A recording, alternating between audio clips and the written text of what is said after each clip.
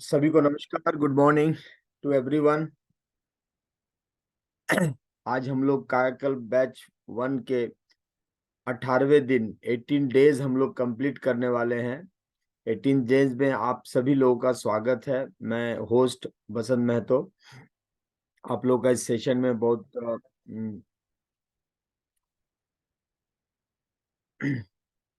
स्वागत करते हैं।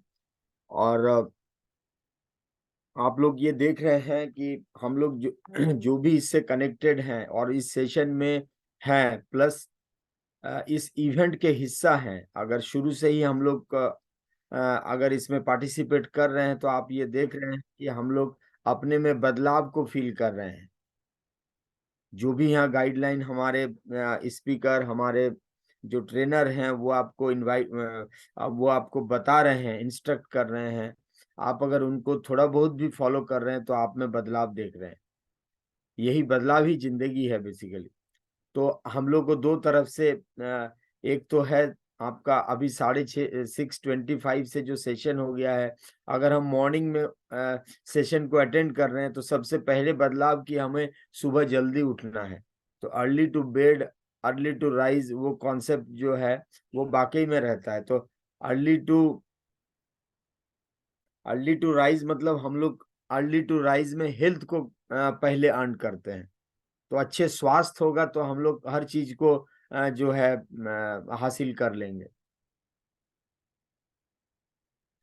और आप लोग मील प्लेट शेयर कर रहे हैं, उससे ये पता चल रहा है कि हम लोग डाइट प्लान और उसको फॉलो कर रहे हैं, तो हमारा हेल्थ भी अंदर से उसी तरह से बदलाव कर रहा है। अभी आप लोग अपना बॉडी वेट या बीएमआई ये सब टेस्ट करेंगे तो आपको पता चलेगा कि हमारा जो अलग अलग जो पैरामीटर्स थे वो हमारा चेंज होने लगा है। लेकिन एक मैं निवेदन सभी से ये भी करूंगा, आप अगर सेशन को अटेंड कर रहे हैं और उससे बहुत बढ़िया लेना चाहते हैं तो प्लीज अपना वीडियो ऑन कर सकते हैं। कोशिश करें वीडियो ऑन करने का, उससे आपका कंसंट्रेशन होगा। आपके घर के कोई भी जो है आपको डिस्टर्ब नहीं करेगा। आप अपने हेल्थ के प्रति थोड़ा ज्यादा जो है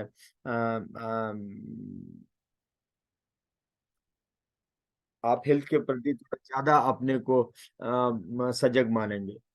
कहने का मतलब है आप कुछ टाइम के लिए अपना हेल्थ के प्रति जो है टाइम दें, थोड़ा सेल्फिश हो जाए, क्योंकि हेल्थ से बड़ा और कुछ नहीं होता है। चलिए आज का सेशन को हम कंटिन्यू करते हुए, मैं आज के जो स्पीकर हैं, मैं मिस्टर चंदन जी को इनवाइट करता हूं। And over to Chandan ji. Yes please. Good morning. कैसे हैं आप लोग? आज 18 दिन हो गया है। बसंता जी बोल रहे थे तो उस सोचिए 18 दिन तक आप लोगों ने खाने को कितना अच्छा से आप लोगों ने मेंटेन करके रखा है। सिर्फ 18 दिन में मे बी आप लोगों को थोड़ा थोड़ा चेंजेस पता चल रहा होगा, मे बी अपना लाइफस्टाइल में, ये सब में। तो आप फिर उसको धीरे धीरे उसको लॉन्ग टर्म के लिए इसको कोशिश कीजिए, सिर्फ एक प्रोग्राम भर के लिए नहीं कि ये प्रोग्राम खत्म तो मेरा ये खत्म हो जाएगा। ठीक है। हम लोग आज बात करेंगे सीक्रेट्स टू बी फेलियर। देखिए, हम लोग इतना दिन से हम लोगों ने बातें की, क्या खाना चाहिए, क्या नहीं खाना चाहिए, कार्बोहाइड्रेट्स पे कैसे ध्यान देना चाहिए, कैसा खोजना चाहिए। फिर हम लोगों ने गट माइक्रोबायोटा के ऊपर सबसे ज्यादा 10 दिन पूरा उसी पे ही जोर दिया है। ठीक है। सिंपैथेटिक नर्वस सिस्टम पे हम लोगों ने बातें की। आज हम लोग बात करते हैं हेल्थ का एक एस्पेक्ट, अलग पहलू जो जवानी को लेके है। मतलब आप ये देख सकते होंगे, कुछ लोग 70 80 90 होते हुए भी वो जितने यंग दिखते हैं, और कोई 40 50 के होते हुए भी 40 50 के नहीं दिखते हैं। राइट। ये आप लोगों ने आमतौर पर ऑब्जर्व किया होगा। तो आपको क्या लगता है, आप अपने एक्सपीरियंस से क्या देख पा रहे हैं? बहुत सारे लोग यंग दिखते हैं, बहुत सारे लोग उसी एज में, एज ग्रुप के नहीं दिखते, उससे भी ज्यादा ग्रुप के दिखते हैं। इसका कारण आप लोगों को क्या लगता है? अगर हम लोग अपना डे टू डे लाइफ में अगर आता है तो दिमाग में यही आता है कि अरे इसको बहुत परेशान है, स्ट्रेसफुल वाला व्यक्ति है, तब इसको देखिएगा थोड़ा सा उम्र दराज दिखता है, जिसके ऊपर बहुत ज्यादा जिम्मेदारी रहता है, ठीक है। या फिर कोई एकदम परेशान रहता है, दुखी रहता है, उसमें होता है। तो क्या चीज होता है शरीर को जो यंग या बूढ़ा ये सब चीज में कन्वर्ट करता है, राइट? तो आज हम लोग थोड़ा सा उसकी बातें करेंगे। देखिए, आज थोड़ा सा साइंस सेक्शन में जाना ही पड़ेगा, है ना। तो मैं कोशिश करूंगा एकदम नॉन मतलब साइंटिफिक यूज करूं, एकदम आम भाषा यूज करूं, लेकिन फिर भी थोड़ा सा आप लोग को एडजस्ट करना ही पड़ेगा आज। देखिए, हमारे शरीर में सबसे बड़ा हम लोग ऑर्गेनिज्म है, फिर उसका एक छोटा छोटा पार्ट होता है ऑर्गेन्स, ठीक है। ऑर्गेन्स का भी छोटा पार्ट, जैसे लीवर, किडनी, ये सब ऑर्गेन्स हो गया, ये सबसे मिलके ऑर्गेनिज्म हम बने हैं। फिर ऑर्गेन का भी बहुत सारे टिश्यूज होते हैं, उसका भी छोटे छोटा पार्ट चल जाते हैं, एकदम सेल्स, कोशिकाएं, ठीक है। ये दिखती नहीं है, एकदम छोटी आम आदमी की आंख से नहीं दिखेगी। तो इतनी छोटी छोटी चीजें हैं, और वही बिल्डिंग ब्लॉक है, वही में सारा किया कराया सब कुछ होता है। तो उसका भी एकदम जाएंगे तो उसमें एक न्यूक्लियस बोल के चीज होता है। ये कोशिकाएं मान लेते हैं ऐसे गोल तरीके से है, ठीक है, ये पूरा कोशिकाएं है। इसमें देखिए, जो ये छोटा सा देख रहे हैं ना, ये न्यूक्लियस है। न्यूक्लियस मान लीजिए इसका दिमाग टाइप का है, उस कोशिका का हर तरह का काम, सब चीज उसमें होता है। इस कोशिका में ना एक चीज लपेटा होता है, वो होता है क्रोमोसोम, ठीक है। मैं आपको ये बता दूं, क्रोमोसोम क्रोमोसोम एक तार जैसा है, छोटा सा पतला सा लपेटा, सोचिए, या जो दिखती नहीं उसमें भी एक छोटा सा न्यूक्लियस है उसका हेड में, उसमें भी क्रोमोसोम लपेटा हुआ रहता है पूरा चारों ओर।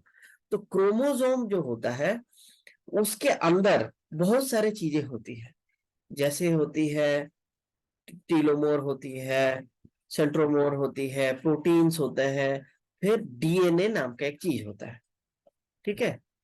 डीएनए भी पतला धागा जैसा लंबा चीज होता है। डीएनए में हमारा सारा सारा मतलब सारा जेनेटिक इंफॉर्मेशन है।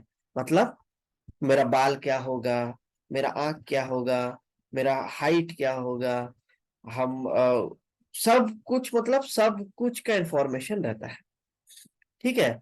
डीएनए को आप अगर थोड़ा सा यहाँ पे स्क्रीन शेयरिंग स्टॉप कर देते हैं, डीएनए अगर है ऐसे ऐसे लपेटा हुआ रहता है, इसको अगर थोड़ा थोड़ा ऐसे खोलेंगे ना, तो दो डंडा वाला ऐसे निकलेगा, मतलब सीढ़ी का कर, मतलब ऐसा सीढ़ी जैसा रहेगा। और सीढ़ी में कैसा हो रहा है, बीच में ऐसे ऐसे डंडा डंडा डंडा रहता है, पैर रख के चढ़ने के लिए, वो भी वैसे ही रहता है, खाली इसको मुड़ा हुआ ऐसा रहता है।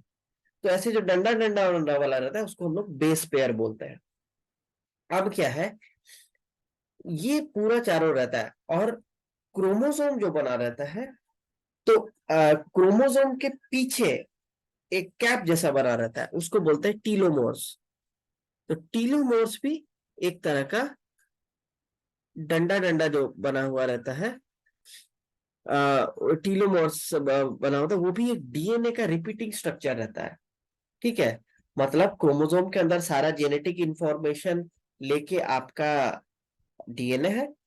फिर क्रोमोसोम के पीछे में देखिए, आप जैसे यहाँ पे देख पा रहे होंगे, येलो कलर का, ठीक है, ये जो दिख रहा है ढक्कन, ये आपका टीलोमोर्स है। ये भी डीएनए का रिपीटिंग पैटर्न वाला एक तो डीएनए का बना हुआ, ये बना हुआ है।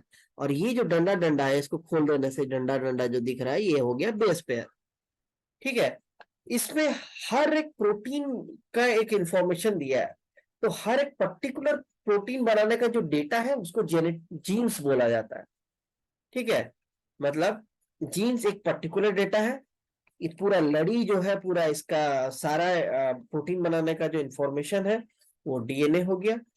डीएनए आपका क्रोमोसोम के अंदर रहता है। क्रोमोसोम के बाहर आप देखेंगे, ये भी एक डीएनए का मतलब बना हुआ मतलब क्या बोलते हैं, रिपीटिंग फैक्टर वाला एक तो डीएनए से ही उनका कैपिंग लगाया रहता है, ये भी है। लेकिन असली वाला डीएनए इससे काम होता है, वो अंदर रहता है, ठीक है। अब क्या होता है समय के साथ क्या रहता है, ये देखा गया है कि जैसे जैसे हमारे कोशिकाएं विभाजित होती है, 1 से 2 होती है, 2 से 4 होती है, ऐसे करके टूटता है। तो हम लोग बड़े होते हैं, उसका रेट धीरे धीरे स्लो होते रहता है, फिर एक समय आता है उतना अच्छा से ग्रोथ नहीं करता है। तो आप देखेंगे, तो ये जो टीलोमर्स है, ये वाला जो पीला वाला, ये घिसते रहता है। ठीक है, ये घिसते रहता है, जैसे जैसे सेल्स डिवीजन होते रहता है, इसका घिसाई का प्रोसीजर चलते रहता है, और ये छोटा होते रहता है। तो छोटा होता है, तो यानी कि इसका बेस पेयर भी जो रहता है वो भी घिसता है ना। यानी कि जो डीएनए यहाँ पे रहता है, मतलब ये बस कैप बनाने के लिए डीएनए, मतलब जेनेटिक इंफॉर्मेशन के लिए डीएनए नहीं है, वो अंदर में है। तो ये जो, तो उसका जो बेस पेयर है वो घिसते रहता है, यानी बेस पेयर कम होते रहता है। तो यहाँ पे आप एक एग्जांपल से देख सकते हैं, 15,000 बेस पेयर वाला अगर कोई बच्चा है, छोटा में रहते हैं, धीरे धीरे उम्र होते होते देखिएगा वो 4,000 पे चले आ गया है, 4,000 पे। तो कितना बड़ा चेंजेस आ जाता है। तो यानी कि जो टीलोमर्स है, ठीक है, टीलोमेयर्स को, रेट को घटाना अगर हम लोग कम कर पाए, यानी कि हम लोग का सेल जब विभाजित हो, तो हम देखिए कि वो ज्यादा विभाजित ना हो, ज्यादा मतलब जल्दी जल्दी ना हो, ताकि जितना जल्दी होगा फिर इसमें दिक्कत है, फिर उसका क्वालिटी इंप्रूव होना चाहिए ताकि वो घिसे कम। तो इसके लिए क्या कर सकते हैं हम लोगों ने सेशन में पहले, जब हम लोगों ने बातें की, देखिए इसमें क्या लिखा है, तो इसी से आपको आइडिया मिल जाएगा, फिजिकल एक्सरसाइज, स्लीप और स्ट्रेस, राइट। तो हम लोग इस चीज पे फोकस करेंगे। तो फिजिकल एक्टिविटी करने से क्या होता है, एक सबसे बड़ा आप समझ सकते हैं कि फिजिकल एक्टिविटी करने से आपका एक, हम लोगों ने कई बार बातें की, एक्स्ट्रा वेट हमारा बॉडी से जाएगा, हमारा बॉडी से एक्स्ट्रा वेट जा रहा है, वजन लोड हमारा शरीर के ऊपर कम कर रहा है, ठीक है, स्ट्रेस कम हो रहा है, एक्स्ट्रा कोशिकाएं, एक्स्ट्रा फैट, एक्स्ट्रा सेल सब बन रहा है, तो सेल डिवीजन ज्यादा होगा कि नहीं, तो कम उसके ऊपर लोड पड़ेगा, तो टीलोमेर्स ज्यादा फैलेगा नहीं, ये चीज को ध्यान रखिए। मसल स्टोन इंप्रूव होगा, स्लीप इंप्रूव होगा, हार्ट, लंग्स, बोन्स, ये सब लोगों प्रीवियस सेशन में बातें की है। तो लेकिन एक्सरसाइज का एक सिग्निफिकेंस रोल है कि ये एजिंग को इम्प्रूव करता है, एज अफेक्ट नहीं करता है, मतलब कम होता है। इसलिए देखिएगा बहुत सारे लोग जो एक्सरसाइज करते रहते हैं कई कई सालों तक कंटिन्यूअस बेसिस पे, वो देखिएगा बूढ़े कम होते हैं। ठीक है, आप एक कुछ दिन पहले एक वीडियो भी काफी वायरल हुआ था, एक 93 इयर्स के एयरफोर्स के शायद रिटायर्ड मेजर थे या लेफ्टिनेंट थे, कुछ थे, वो 93 इयर्स में भी काफी दौड़ भाग सब कर रहे हैं, जबकि 70 इयर्स में भी आप बहुत सारे लोगों को देखे होंगे, थक जाते होंगे, वो चल नहीं पाते होंगे, कमर में दर्द, बॉडी में दर्द ये रहता है, और दिखते होंगे भी ड्रास्टिकली चेंज। बट इसका रीजन है आपका एक्सरसाइज।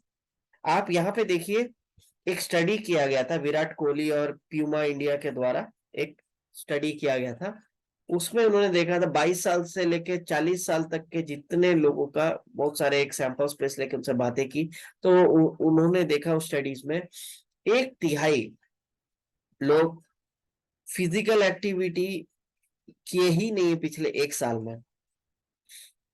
ठीक है, 57% लोग एक पिछले 1 साल के अंदर एक कोई स्पोर्ट्स खेले ही नहीं। ये बाहर स्टडी को छोड़िए ना, आप यहाँ पे जितने लोग मौजूद है, अगर आपस में ही हम बात करें, आप खुद बताइए ना लास्ट आप खेले कब थे। फिजिकल एक्टिविटी, चलिए आप लोग इस सेशन में जुड़े हुए हैं तो फिजिकल एक्टिविटी कर रहे हैं, बट स्पोर्ट्स कब खेले हैं, आउटडोर स्पोर्ट्स जिसमें दौड़ भाग इंपॉर्टेंट हो, कबड्डी हो, खो खो हो, या फिर अब क्रिकेट हो, हॉकी हो, फुटबॉल हो, कुछ भी, कब खेले थे, शायद नहीं। लेकिन जस्ट इमेजिन कीजिए यही चीज हम लोग बचपन में, हम लोग अगर खेलते रहते तो माँ बाबूजी सब डांट डांट के भगाते थे, अरे खेल ही रहा है दिन भर, पढ़ाई नहीं करता है, कुछ नहीं करता है। लेकिन कहाँ गया वो बच्चा, क्या हो गया उसको, वो बच्चे को जो हमेशा खेलते रहता था, खेलने के लिए स्कूल बंक कर देता था, या फिर आ, घर से आधा पेट खा के निकल जाता था, या कुछ भी करता था, आज वही बच्चा बड़ा हो गया तो खेलता ही नहीं, राइट। तो आप ये ग्राफ देख सकते हैं, 18 से 32 वर्ष का आयु में देखा गया कि 30-40% लोग ड्रॉप कर चुके हैं, नहीं खेलते हैं। 26 से 30% में लगभग 50% लोग नहीं खेलते, और 40 आते आते 70-80% तक लोग खेलना ही बंद कर देते, 70-75%। ठीक है, तो उस तो पूछा गया तो 58% लोग, यानी मोर देन 50% लोग बोलने लगे, अरे आजकल समय ही नहीं होता है, ऑफिस हो गया, बिजनेस हो गया, ये सब काम करते रहते हैं, कहाँ समय मिलेगा। ये प्रोग्राम में जुड़ने से पहले आप लोगों को में भी मन में ही सवाल हो गई कि योगा होगा, ये होगा, कहाँ से समय मिलेगा। लेकिन जस्ट आप ध्यान दें कि वही आदमी 4 से 5 घंटा सोशल मीडिया पे, टीवी पे क्रिकेट मैच देता है तो नहीं चल जाते हैं? बताइए, तो आप लोगों को पूरा अपडेटेड रहता है, देश में क्या हुआ, इजराइल हमला, ये हमला, सब कुछ पता रहता है। तो वहां देखने के लिए, वहां जानने के लिए हमारे पास समय रहता है, बट अपने आप को हेल्दी बनाने के लिए हमारे पास समय नहीं रहता है। तो ये एक चीज आप देख सकते हैं कि हम लोग का प्रायोरिटी शिफ्ट शिफ्ट हो गया है। हम लोग का समय का इशू नहीं है, हम लोग हेल्थ को इतना प्रायोरिटी नहीं दे रहे हैं अभी। बट अगर जवान दिखना है तो हेल्थ को ध्यान देना होगा, एक्सरसाइज करना ही होगा। अब देखिए, फिजिकल एक्टिविटी से ये तो हम लोग ऐसे बातें की हैं। अब आता है थोड़ा सा साइंटिफिक टर्म में, हम ज्यादा डिटेल में नहीं जाएंगे इसको, ये तो दिक्कत होगा। ये जो देख रहे हैं प्लस मतलब बढ़ाता है, माइनस घटाता है। देखिए यहाँ भी माइनस है और यहाँ 2 प्लस है। जिसको मोबाइल से देख रहे हैं शायद दिक्कत होगा आपको, तो मैं बता दूं, 2 एक्सट्रीम एंड में प्लस है और बीच वाला 2 ठो माइनस है।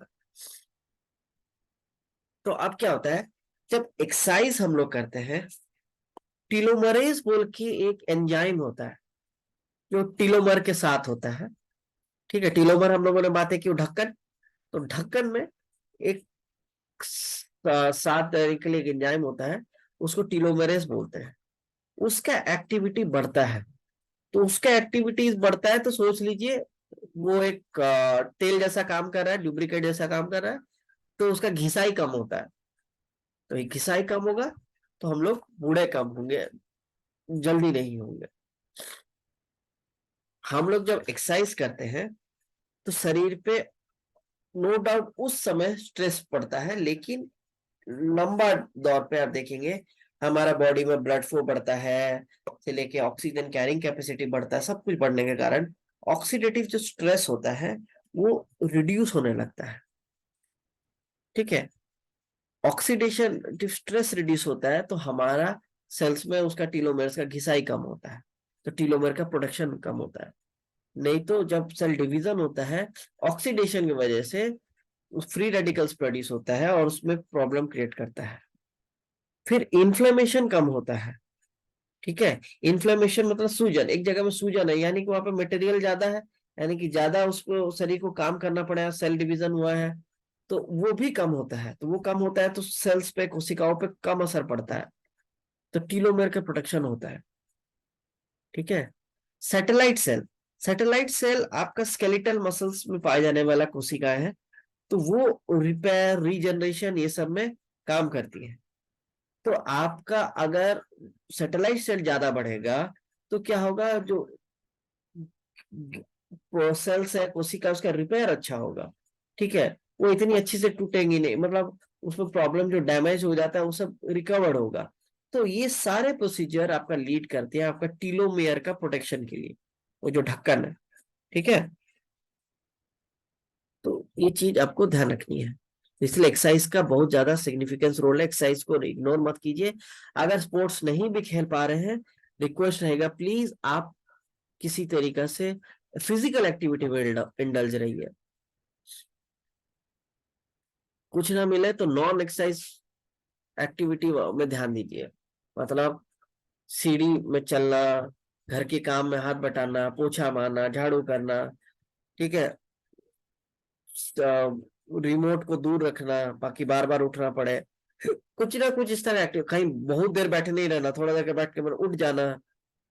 देखिए, एक्सरसाइज का और स्लीप का बहुत ज्यादा यहाँ पे रिलेशन है। देखिए, सीएनएस, सीएनएस हम लोगों ने बातें की थी चैप्टर 9 में मेरे ख्याल से, गट रिसेट में, जब पैरासिम्पैथिक नर्वस सिस्टम की बातें की, सिंपैथेटिक, एंट्रिक नर्वस सिस्टम। तो सीएनएस था सेंट्रल नर्वस सिस्टम।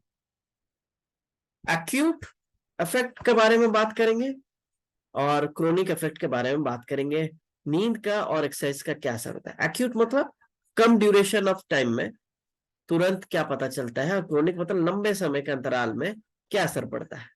ठीक है, तो सबसे पहले अगर बात करें सीएनएस फटीग, तो हमारा टेम्परेली अगर बात करेंगे तो हमारा नर्वस सिस्टम थकता है, बॉडी टेम्परेचर बढ़ता है।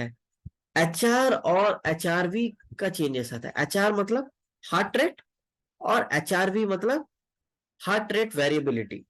तो अगर हम लोग बात करें हार्ट रेट और हार्ट रेट वेरिएबिलिटी, तो आप समझ लीजिए कि मेरा दिल अभी धड़क रहा है, धक धक धक धक धक धक धक धक, ठीक है। और यदि मैं तुरंत अभी अचानक से दौड़ू तो दिल का धड़कन तेज हो जाएगा। फिर आंख बंद करके शांत हो जाओ, मेडिटेट करो, योग करो, तो मेरा दिल का धड़कन कम होना शुरू हो जाएगा, राइट। स्ट्रेस फ्री इन्वायरमेंट में रहूं, एकदम टेंशन नहीं रहेगा, तो मेरा हार्ट रेट कम हो जाएगा। जैसे ही टेंशन बढ़ेगा या दिल की धड़कनें तेज होती है, हम लोग बोलते हैं ना, हार्ट रेट बढ़ेगा। तो ये तो एचआर हो गया, हार्ट रेट। एचआरवी क्या हो गया, हार्ट रेट वेरिएबिलिटी। कितना अच्छी तरीके से आप मॉड्यूलेट कर पाते हैं उसको, हार्ट बीट आपका तुरंत कितना जल्दी आप बढ़ा सकते हैं, फिर घटा सकते हैं। उसका जो वेरिएबिलिटी वो चेंज होता है, उसका कंट्रोल कितना है। आप अगर बहुत ज्यादा अच्छी तरीके से आप तुरंत बड़ा घटा सकते हैं, ये कर सकते हैं, आप बहुत हेल्दी इंडिविजुअल है। ठीक है, आप नहीं कर पाते हैं तो थोड़ा सा हेल्थ आपका कम है।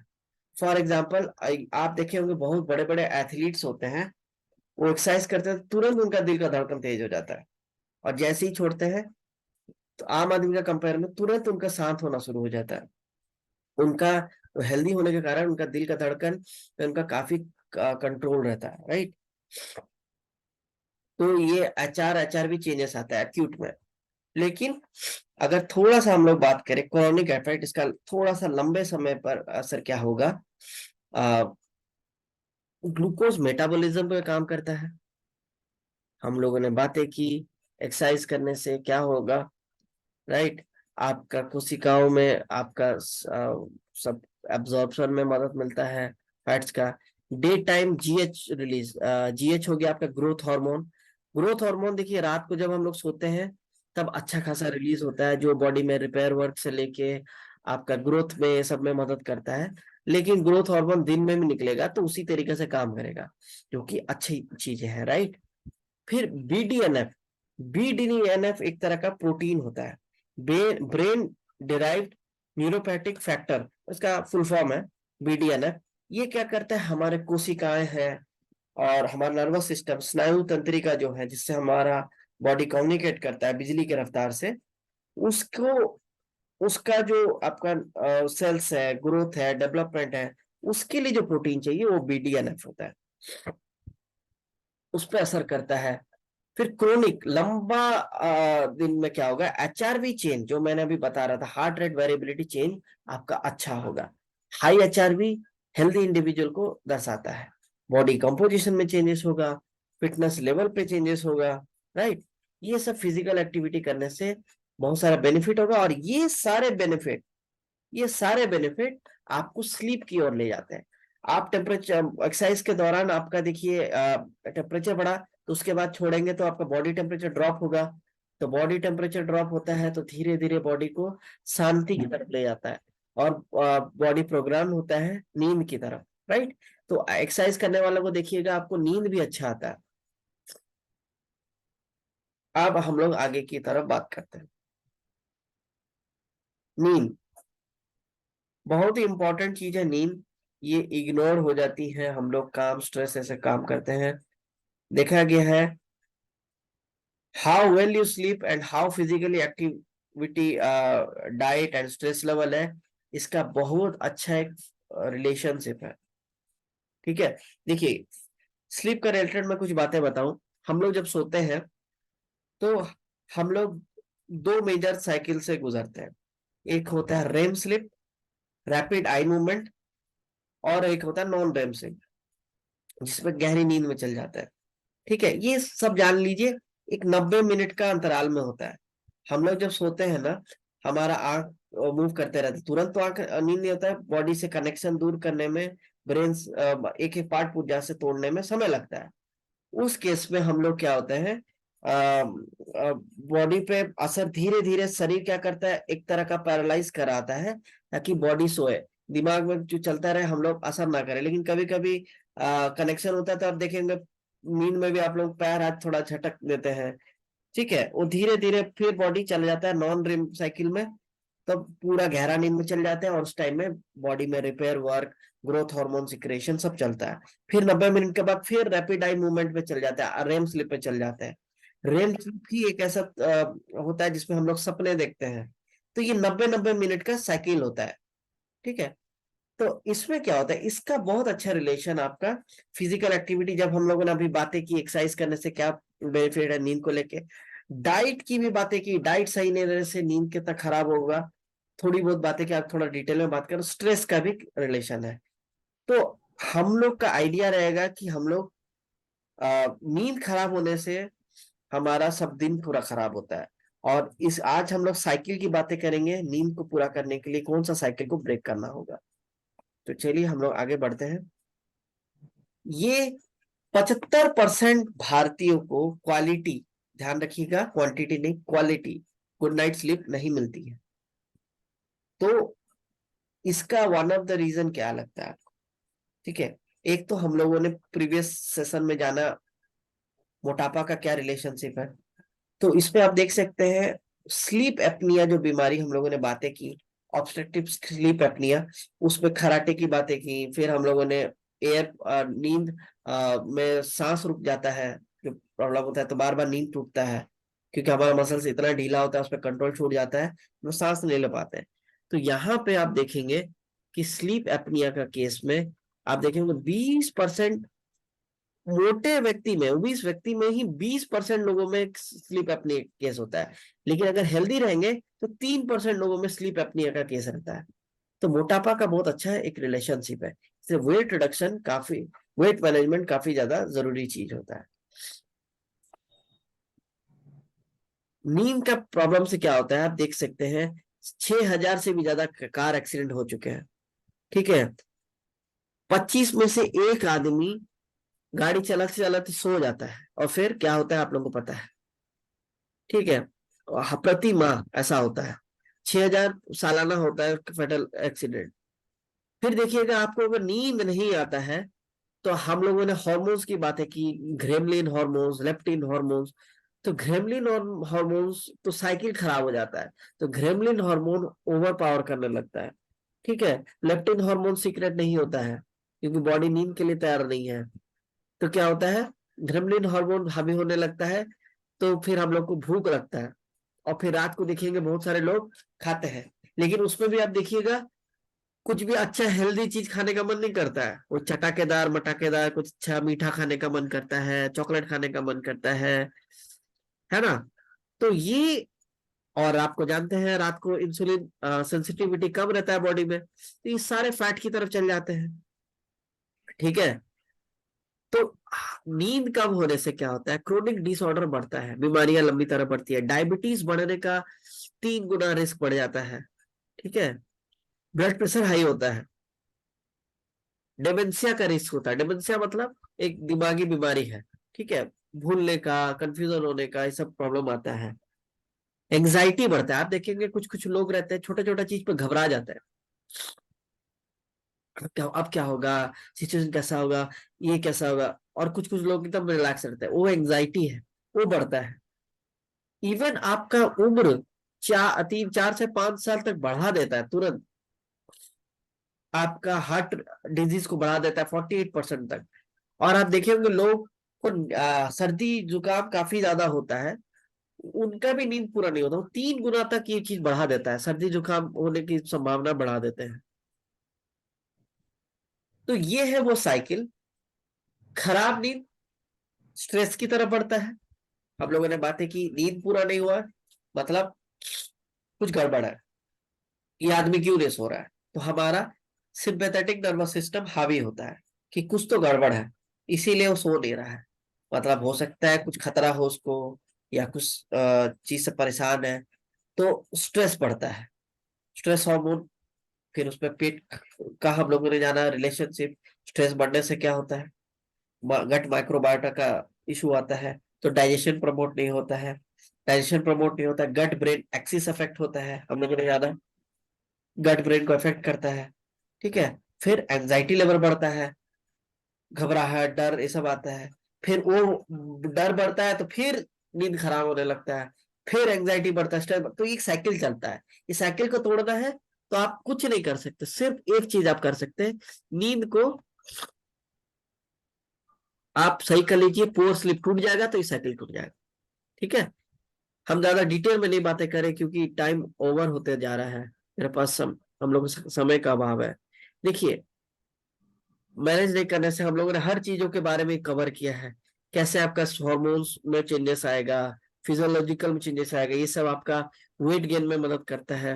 ये सारा गट माइक्रोबायोटा में हम लोगों ने कवर किया था जब सेशन में, हम लोगों ने पैरासिम्पैथेटिक नर्वस सिस्टम में कवर किया था, हम लोगों ने बातें की थी चेंजिंग हमारा ब्रेन का जो साइकिल है क्लॉक, उसमें चेंजेस आएगा, तो बिहेवियरल पैटर्न में चेंजेस आता है, ईटिंग का सब चेंजेस जुड़ा हुआ इंटर रिलेटेड है।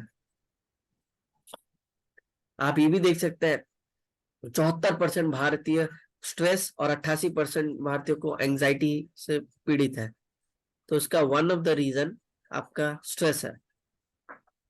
अब हम लोग बातें करते हैं हाइपोथैलेमस का, सॉरी आज थोड़ा सा टाइम हम ज्यादा ले रहे हैं।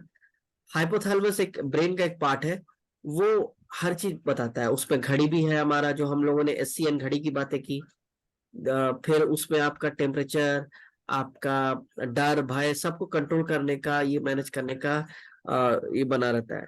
तो इस ये क्या होता है, थोड़ा सा परेशान करते हैं, तो अभी हम लोग बातें ना किए ना कि शरीर में कुछ गड़बड़ है जानने के लिए, तो वो कॉर्टिजोल हार्मोन होता है। कॉर्टिजोल हार्मोन आपके शरीर को तैयार कर रहा है कि अरे कुछ तो गड़बड़ है, सो नहीं रहा है मतलब कहीं तो गड़बड़ है, कुछ हमला होगा या कुछ होगा। कॉर्टिजोल हार्मोन बढ़ता है तो उस वजह से आपका हार्ट रेट, बीपी सब, इंसुलिन सब बढ़ने लगता है, तो ऑक्सीडेटिव स्ट्रेस बॉडी पे पड़ता है। तो स्ट्रेस बॉडी में पड़ेगा, अभी हम लोगों ने बातें की, तो आपका टीलोमेयर भी घिसना शुरू होगा ज्यादा, तो बुढ़ापा जल्दी आएगा, ठीक है। साइटोकाइन का सिक्रेशन बढ़ता है, तो फैट और इम्यून सेल्स पे असर पड़ता है, वो सब बढ़ने लगता है, ठीक है। तो ये सब चीजें हम लोग जान सकते हैं। तो अब ये सब चीजें हम लोगों ने बातें की, नींद अच्छा करना है, स्ट्रेस कम रखना है और फिजिकल एक्टिविटी को सही करना है। ये तीन अगर आप काम करते हैं, फिजिकल एक्टिविटी पे ध्यान रखें, नींद अच्छा रखें और स्ट्रेस को सही रखें, तो हम लोग क्या कर सकते हैं, अपना हेल्थ को मैनेज करेंगे और प्लस यंगस्टर की ओर बढ़ेंगे, हम लोग इतना रेट में बूढ़े नहीं होंगे। तो आज का एक्टिविटी ऑफ द डे रहेगा कि आप अपना कितना दिन देर आप सो रहे हैं, कितना देर आप फिजिकल एक्टिविटी कर रहे हैं और कितना देर आप मेडिटेट कर रहे हैं। मेडिटेशन भी स्ट्रेस में कम करने में मदद करता है, ये हम लोगों ने जाना है। बहुत सारे एक्सरसाइज हम लोगों ने जाना था गट इन मोशन चैप्टर में, वो सब आपका बॉडी को शांत कराता है, आपका डायफ्राम को भी यूज कराता है, आपका पैरासिम्पैथेटिक नर्वस सिस्टम जो कि हम लोग स्ट्रेस कम करने में मदद करता है, उसका डोमिनेंस बढ़ाता है। तो ये सब चीजें आपको आप कितना कितना देर दे रहे हैं उसको आप शेयर कीजिए, और ज्यादा ना समय गवाते हुए आज हम लोग बुलाते हैं आपके डाइटिशियन मिसेस रजनी राजेश जी को। Thank you so much Chandan ji, and a very good morning everyone. I hope सभी लोग स्वस्थ होंगे, मजे में होंगे और अपने आप को फिट एंड हेल्दी रखते हुए अपने लाइफ को लीड कर रहे होंगे।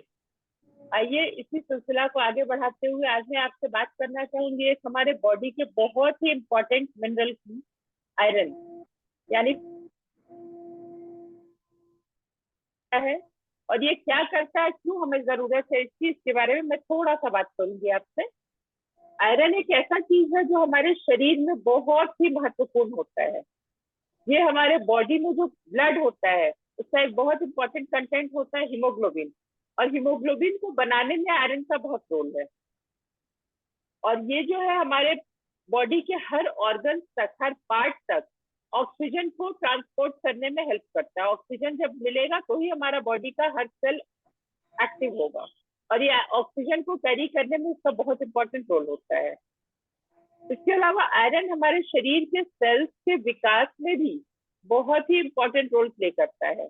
अगर हमारा शरीर में आयरन की कमी होती है तो हमें एक एनीमिया का, आपने नाम सुना होगा, एनीमिया जैसे डिजीज का हमें प्रॉब्लम फेस करना होता है, हम एनीमिक हो जाते हैं। और अगर आयरन प्रॉपर नहीं हो, हमारे ब्लड में हीमोग्लोबिन की मात्रा कम हो, तो हमारे ब्रेन में ब्लड फ्लो भी प्रॉपर नहीं हो पाता है। और ब्रेन में अगर ब्लड फ्लो प्रॉपर नहीं होगा तो हमारे कॉन्सेंट्रेशन वीक होगा, हमारी मेमोरी वीक होगी। और स्पेशली स्टूडेंट्स के लिए तो ये बहुत ही घातक हो सकता है, क्योंकि उनका सारा जो ये है वो ना सिर्फ स्टूडेंट्स का बल्कि सभी का, बट स्टूडेंट्स को बहुत ज्यादा कॉन्सेंट्रेशन की, मेमोरी की जरूरत होती है, तो उनके लिए भी आयरन प्रॉपर डाइट में लेना बहुत इंपॉर्टेंट होता है। हमें मिल कहाँ से सकता है आयरन? हमारे खान पान से अगर बात करें तो पालक, स्पिनच, लहसुन, दाल, और जो नॉन वेजिटेरियंस है उनको एग से मिल सकता है, वहाँ आयरन का बहुत अच्छा कंटेंट होता है। कुछ फैंसी फ्रूट की बात करें तो कीवी एक ऐसा फ्रूट है जिसमें आयरन कंटेंट बहुत ज्यादा होता है। बीटरूट हम ले सकते हैं, बीटरूट में आयरन बहुत अच्छा होता है। देन पोमेग्रेनेट में आयरन कंटेंट काफी बढ़िया होता है। इन चीजों को लेकर हम अपने आयरन की जो रिक्वायरमेंट है उसको पूरा कर सकते हैं। और अगर आपका हीमोग्लोबिन लेवल बहुत ज्यादा कम है, नॉर्मली ये हमारा 14 से 15 होना चाहिए, बट बहुत सारे लोगों में 10, 11 तक भी नहीं होता है, 5, 6, 7, 8 इस तरह से होता है। आप अगर अपना हीमोग्लोबिन लेवल टेस्ट कराते हैं और जैसा है उसके ऑर्गेनिक सप्लीमेंट्स भी ले सकते हैं जो आपके हीमोग्लोबिन लेवल को मेंटेन करे। अदरवाइज आप अपने डाइट से उसको पूरा कर सकते हैं। तो आज इस टॉपिक के बारे में हम लोग बात करेंगे। और अब मैं इनवाइट करना चाहूंगी हमारे health trainer Mrs Anju Mehta को, जो हमें एक्सरसाइज के बारे में बताएंगी। Over to Anju. Thank you ma'am. Good morning everyone. चलिए आज का एक्सरसाइज हम लोग बैठ के ही करते हैं। पहले बिल्कुल सीधा से बैठ जाएंगे, सुखासन में बैठे। जिनसे सुखासन में अगर पूरा अच्छे से नहीं बैठा जा रहा तो थोड़ा पैर खोल के भी बैठ सकते हैं जितना हो सके। और बैठने के बाद जोर से श्वास भरेंगे अपने अंदर, सीना लगे कि थोड़ा चौड़ा हो रहा है, फिर धीरे से उसको छोड़ते हैं। फ्री टाइम श्वास अंदर भरते हैं ना तो थोड़ा सा रोक के रखेंगे और फिर धीरे से उसको रिलीज करेंगे, छोड़ेंगे।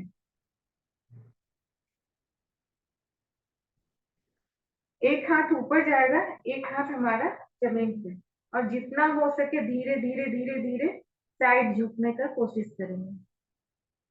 कोई भी एक्सरसाइज शुरू करने से पहले थोड़ा सा स्ट्रेचिंग करना ज्यादा मस्ट होता है, जरूरी होता है। फिर सेम दूसरे साइड से भी।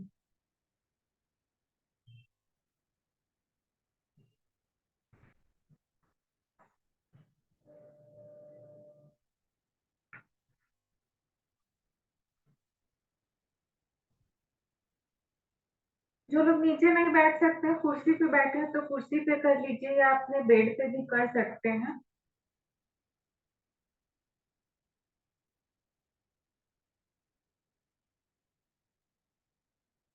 फिर दोनों हाथों को इस तरह से लॉक करके सिर के ऊपर से ऊपर ले जाएंगे, थोड़ा सा साइड, दोनों साइड जाएगा हल्का हल्का।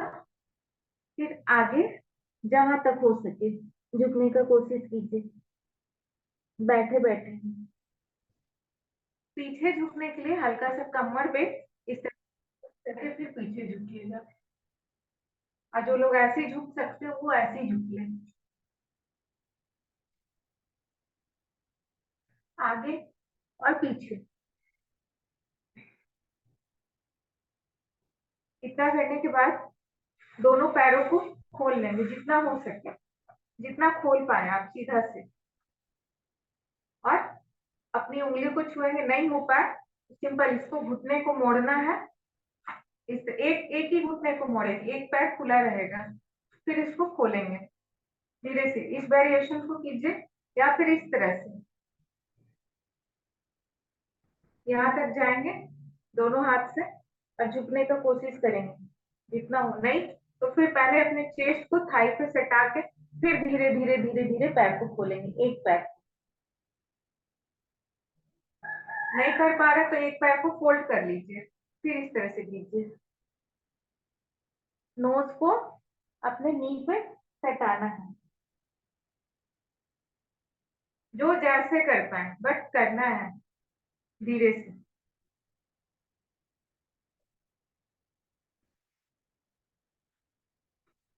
फिर दूसरी साइड से तो एक पैर को फोल्ड कर लें, या खोल के रखना चाहते हैं तो खोल के भी कर सकते हैं।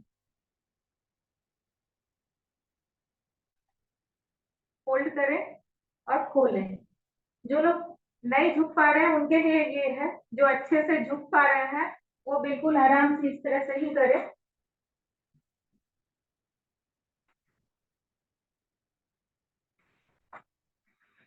इसको करने के बाद अपने दोनों हाथ से घुटने को, पैर की उंगली को पकड़ेंगे और थोड़ा सा नीचे झुकने की कोशिश करेंगे, जहां तक हो पाए, ज्यादा प्रेस नहीं देना है कमर पे।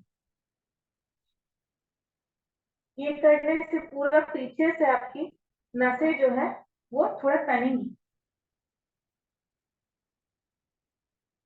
फिर उठेंगे।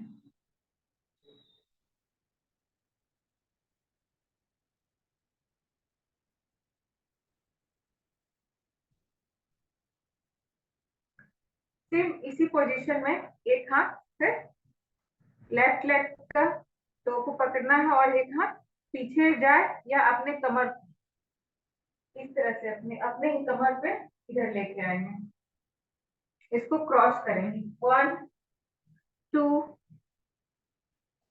पेट पे थोड़ा सा ट्विस्ट होगा।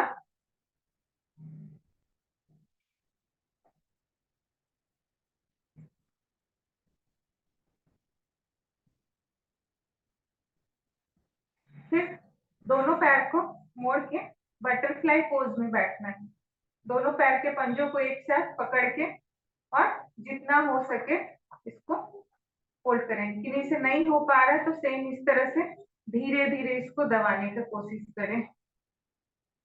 जो लोग कर पा रहे हैं वो बटरफ्लाई पोज को बिल्कुल आराम से करें। ये करने से हमारे थाई प्लस कुल्हे की हड्डी जो है वो खुलती है, उसमें फ्लेक्सिबिलिटी बढ़ेगा तो आपको बहुत सारे पेन जो है, दर्द जो है वो खुद ही कम हो जाएगा।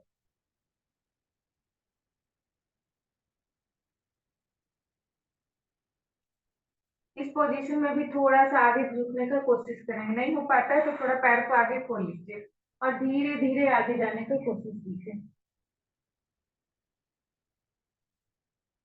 फिर पैर को धीरे से लाएंगे, फिर आगे जाएंगे।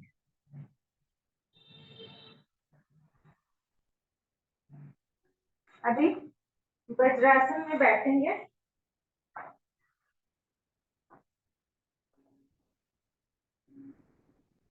वज्रासन में बैठने के बाद हाथ सीधा ऊपर और धीरे से हाथ आगे जाएगा। इस तरह से नहीं झुक पाए तो पैर को थोड़ा ज्यादा खोल लेंगे, ये चीज खुल जाएगा और सीधे आगे जाएंगे, दोनों हाथ आगे, बिल्कुल रिलैक्स हो जाएंगे बाल आसन में। श्वास भरेंगे और छोड़ेंगे धीरे से। इसी पोजीशन में पंजों पे आ जाएंगे और जो लोग थोड़ा जंप कर सकते हैं वो इसको हल्का सा इस तरह से जंप करें, बिल्कुल मेढक की तरह।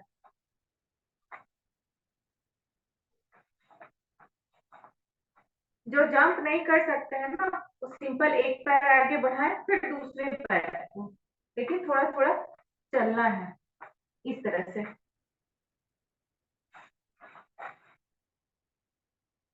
जो लोग जंप कर सकते हैं फ्रॉग जंप वो अवश्य करें इसको।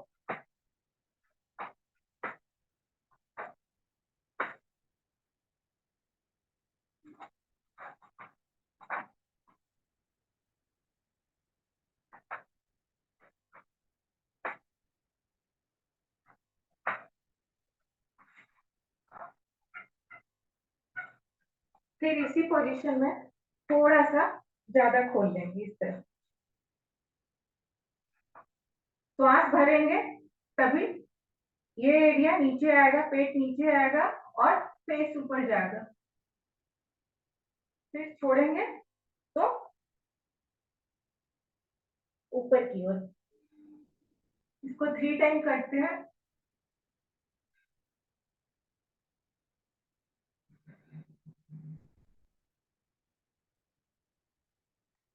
इसी पोजीशन में थोड़ा सा पैर को इस तरह किए रहेंगे और एक पैर आगे आएगा, एक पैर सीधा इसी तरह रहेगा हमारा।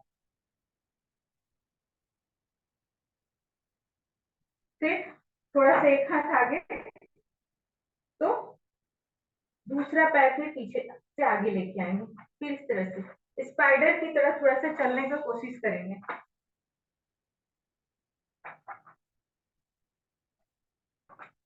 इस तरह से थोड़ा ज्यादा एरिया लेके।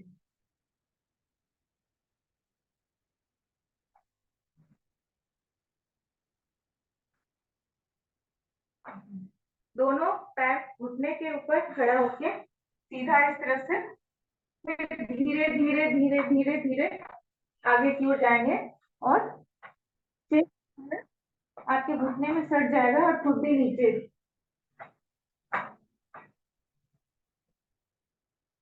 थोड़ा देर रेस्ट करेंगे आप, फिर धीरे से ऊपर आएंगे। फिर इसी पोजीशन में एक बार और।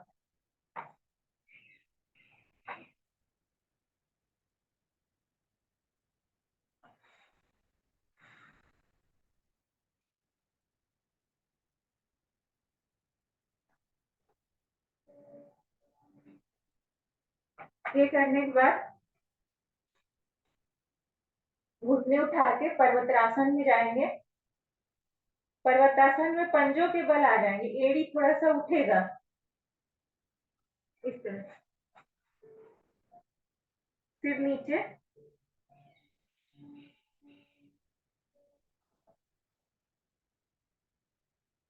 एड़ी उठेगा, सिर्फ पंजे के बल पे थोड़ा सा ही करना है।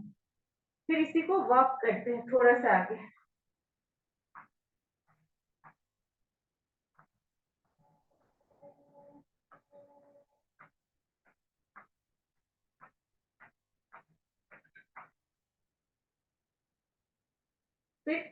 फिर नीचे और पूरा पेट के बल लेट जाएंगे।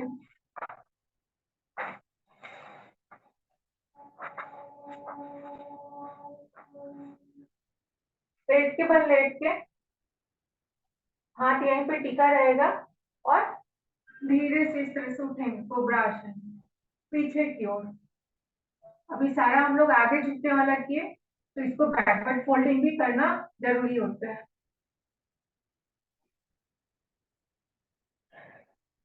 फिर श्वास भरेंगे और ऊपर की ओर जाएंगे। फिर दोनों केहनी और पैर के पंजों के बल अपने पूरे बॉडी का वेट लेना है। पूरा बॉडी आपका सीधा रहेगा। इसको प्लैंक बोलते हैं।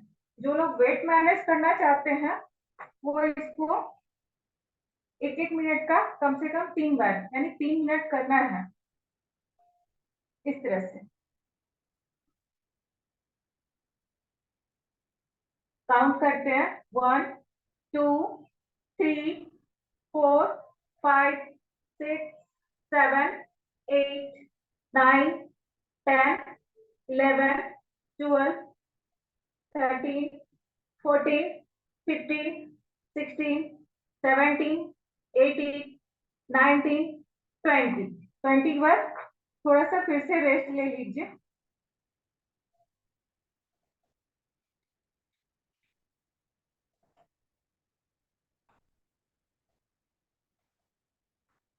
फिर प्लैंक की स्थिति में ही जिन लोगों का कमर पे ज्यादा फैट रहता है ना, वो इसको कर लें साइड टू साइड। इससे कमर थोड़ा पतला हो जाएगा, कमर का शेप।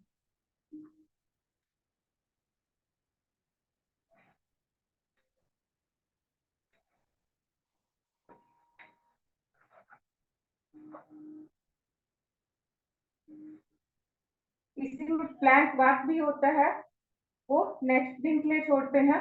बहुत सारे नए लोग होंगे जो थोड़ा थक गए होंगे।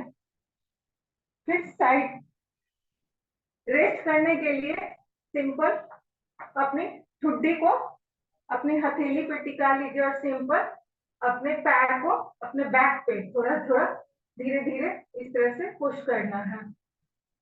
इससे ब्लड सर्कुलेशन सही होगा और आप रिलैक्स भी हो जाएंगे सांस लेते हुए। जिन लोगों को घुटने में दर्द, कमर में दर्द या पैरों में दर्द रहता है, सूजन वगैरह, ये उसको जब भी आप लेटे हैं पेट के बल लेके इसको हमेशा करते रहिए। इससे काफी आप रिलैक्स भी हो जाइएगा और आपका दर्द भी चला जाएगा। और इसको कम से कम एक बार में 50 टाइम पुश करना है।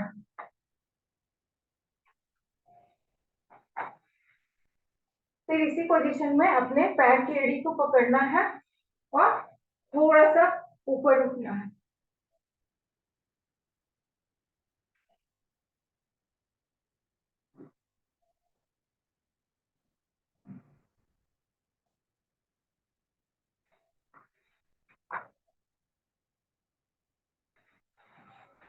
सीधा लेटेंगे और रिलैक्सिंग करेंगे। एक पैर को फोल्ड करके अपने चेस्ट पे लाएंगे। जो अपने नोज को भी सटा सकते हो तो सटा लें, अन्यथा कोई बात नहीं, सिंपल इस तरह से करने से भी स्ट्रेचिंग होगी और आप रिलैक्स हो जाएंगे। फिर दूसरा लेग को, फिर डबल लेग,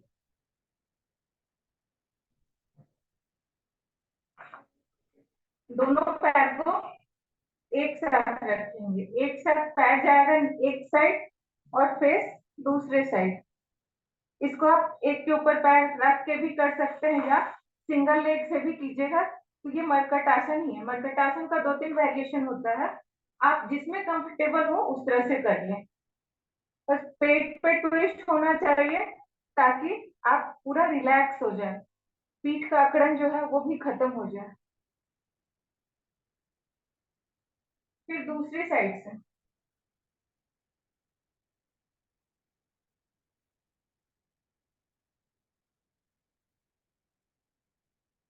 दोनों हाथ को इस तरह से करके अपने कमर के नीचे सपोर्ट के लिए, और दोनों पैर ऊपर उठेगा।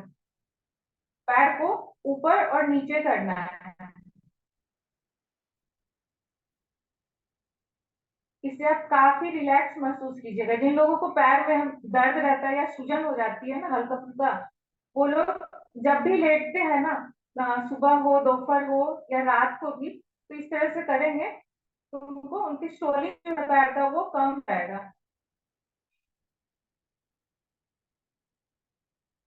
फिर इसी पोज में पैर आगे किए रहेंगे और दोनों हाथ से अपने घुटने के पास पकड़ेंगे।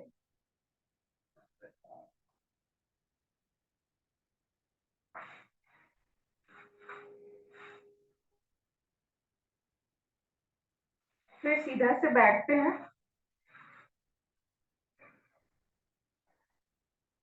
पालथी मार के सुखासन में बैठेंगे। दोनों हाथ को लॉक और इस तरह से साइड टू साइड लेकर आएंगे। जो लोग बहुत ज्यादा कुर्सी पे बैठे रहते हैं, ऑफिशियल वर्क जिनका रहता है, वो इसको हर आधे घंटे या 1 घंटे पे करते रहें तो वो काफी अपने आप को रिलैक्स महसूस करेंगे। फिर जिनको सर्वाइकल प्रॉब्लम है, यहाँ गर्दन के पास यहाँ पे सूजन हो गया है, सूज जाता है, या गाय गाय के पास का जिस तरह से पुट्ठा निकला रहता है उस तरह से हो जाता है, वो लोग सिंपल उस उठे हुए भाग को हल्का सा ऑयल लेके, नारियल ऑयल या ऑलिव ऑयल जो भी है या सरसों तेल लेके धीरे धीरे उसको नीचे की ओर ये करेंगे। इससे आप काफी रिलैक्स भी महसूस करेंगे। इस तरह से कंधे तक लाना है तो जो भी है वो धीरे धीरे शोल्डिंग भी कम जाएगा और वो जो निकल जाता है वो धीरे धीरे बैठ जाएगा। और फिर एक हाथ उसी जगह पे और दूसरे का केहनी को पकड़ के पीछे अपनी ओर खींचना है। फिर से दूसरी साइड से भी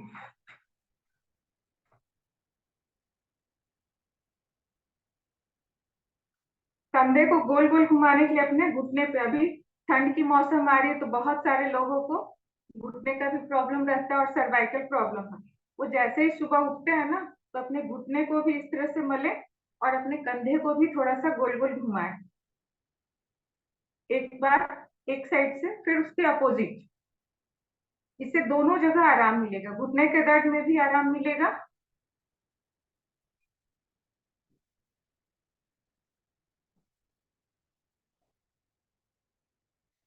हाथों को, जो लैपटॉप पे ज्यादा काम करते हैं वो हाथों को इस तरह से सिर्फ उंगलियां मुड़नी चाहिए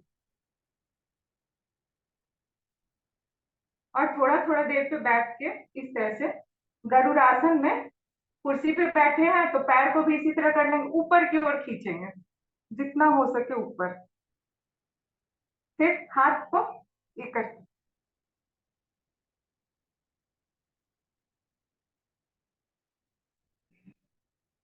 गर्दन को बिल्कुल धीरे धीरे घुमाएंगे, फिर हल्का सा गोल घुमाएंगे आंख खुला रख के धीरे धीरे। अगर बहुत ज्यादा पेन हो तो नहीं घुमाए, सिर्फ धीरे से इस तरह से ऊपर नीचे करें।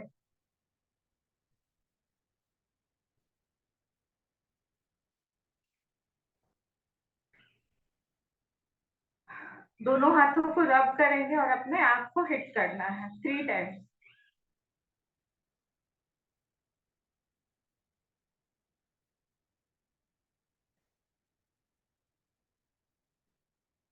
सबके फेस पे अगर पसीना चला हुआ है तो थोड़ा सा फोरहेड को इस तरह से लाके यहाँ साइड में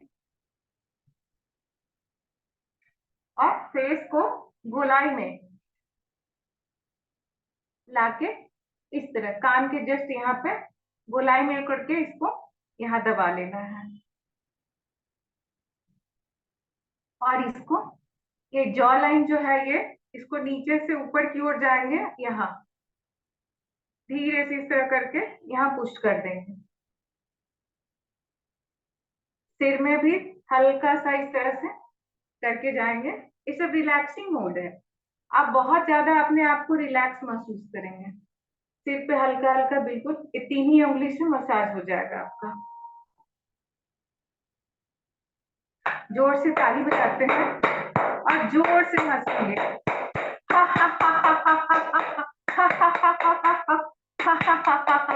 thank you, go to the host. Thank you, ma'am, for the wonderful session. सुबह सुबह मॉर्निंग में एक्सरसाइज करने से हम लोग को ताजगी बनी रहती है और हम लोग रियली में एनर्जाइज्ड हो जाते हैं पूरे दिन भर के लिए। हम लोग चुस्त दुरुस्त रहते हैं और अपने काम के प्रति सजग होकर काम करते हैं। इसलिए डेली एक्टिविटी में आपका मॉर्निंग एक्सरसाइज बॉडी फिटनेस के लिए बहुत ज़्यादा जरूरी है, तो इसको हमें रोज करना चाहिए। एंड साथ में वीडियो ऑन रहे सेशन अटेंड करेंगे तो और भी बढ़िया है। चलिए, thank you very much mister Chandan ji and Rajni Rajesh ma'am and आपका Anju ma'am for the wonderful session. कल हम लोग इसी समय 6:25 में दोबारा कनेक्ट होंगे एंड नए चीजों की और जानकारी लेंगे। Okay, thank you very much, good day everyone.